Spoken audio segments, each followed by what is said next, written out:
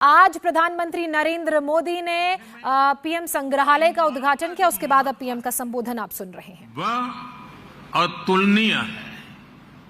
ऐसे बहुत से पलों की झलक प्रधानमंत्री संग्रहालय में भी देखने को मिलेगी। मैं सभी देशवासियों को बहुत बहुत बधाई देता हूं। थोड़ी देर पहले इस प्रोजेक्ट से जुड़े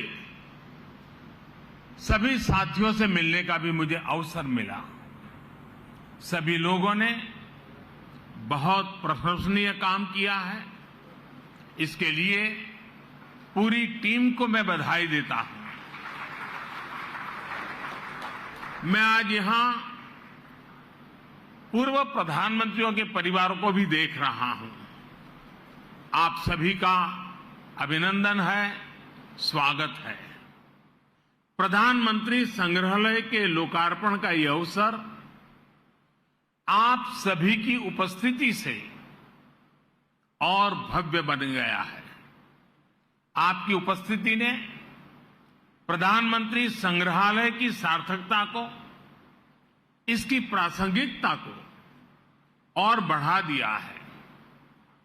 साथियों, देश आज जिस ऊंचाई पर है, वहां तक उसे पहुंचाने में स्वतंत्र भारत के बाद बनी प्रत्येक सरकार का योगदान है। मैंने लाल किले से भी ये बात कई बार दोहराई है। आज ये संग्रहालय भी प्रत्येक सरकार की साझा विरासत का जीवंत प्रतिबिंब बन गया है। देश के हर प्रधानमंत्री ने अपने समय की अलग अलग चुनौतियों को पार करते हुए देश को आगे ले जाने की कोशिश की है। सबके व्यक्तित्व, कृतित्व, नेतृत्व के अलग अलग आयाम रहे। ये सब लोक स्मृति की चीजें हैं।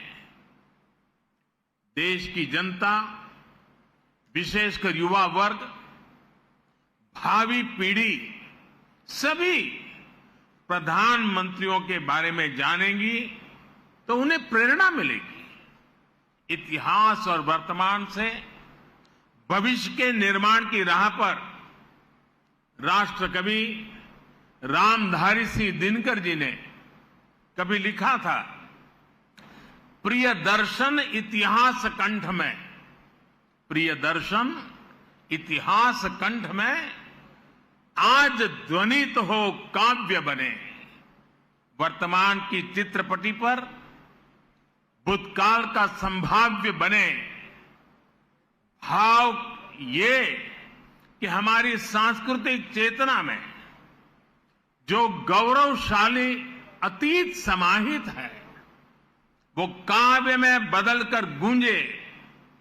इस देश का संपन्न इतिहास हम वर्तमान पटल पर भी संभव कर सकें।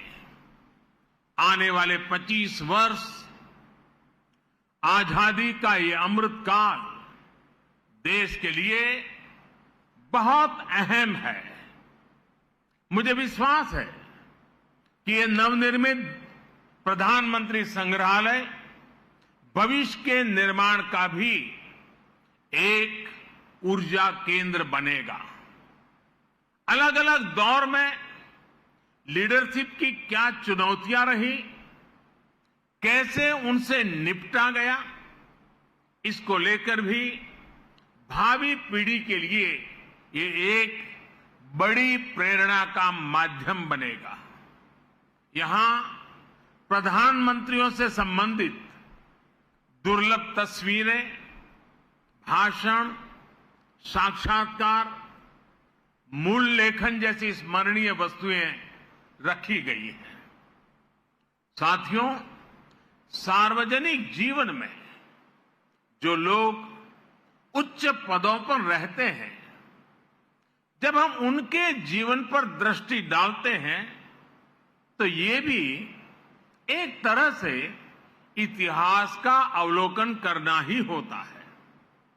उनके जीवन की घटनाएं, उनके सामने आई चुनौतियां, उनके फैसले बहुत कुछ सिखाते हैं। यानी एक तरह से उनका जीवन चल रहा होता है और साथ साथ इतिहास का निर्माण भी होता चलता है।